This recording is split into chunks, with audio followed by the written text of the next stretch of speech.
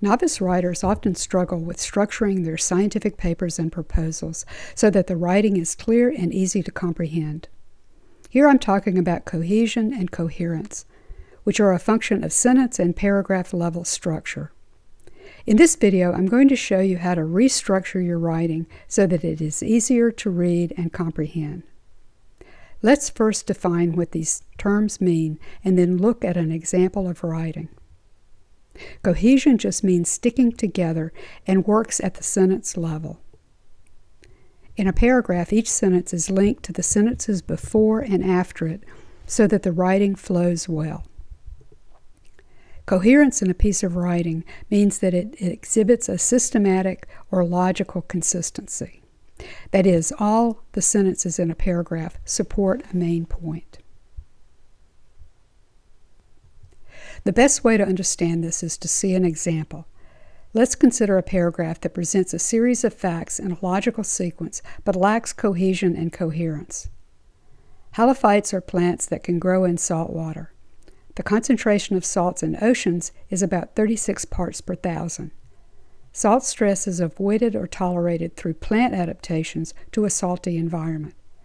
Exclusion of salts by the roots, excretion of salts from salt glands in the leaves, and dilution of salts by increased water content are some examples of adaptation strategies. First, let's deal with coherence.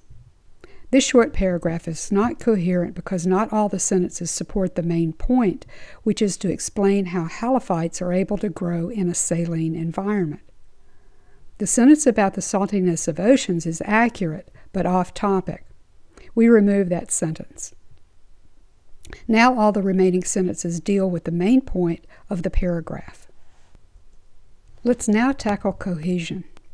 There's nothing grammatically wrong with these three sentences, and they provide the essential facts, but the way they are structured makes the reader work harder to see how they all fit together.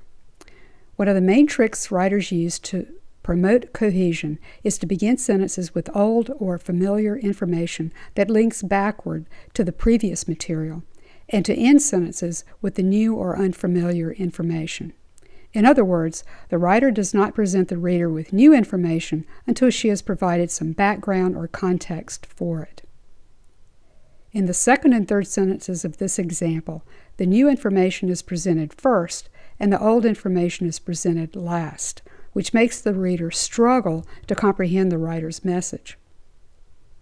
To improve cohesion and make this paragraph flow better, the second and third sentences need to be restructured so that they first provide some context before introducing the new information. In the second sentence, we need to switch positions of the new information in red and the old information in blue. What I've done here is to start the second sentence by restating the old or familiar information which was presented in the first sentence. The phrase, "Their ability to inhabit salty environments," links backward to the information in the first sentence. The sentence ends with the new information in red. The result of adaptations that allow the plants to avoid or tolerate salt stress.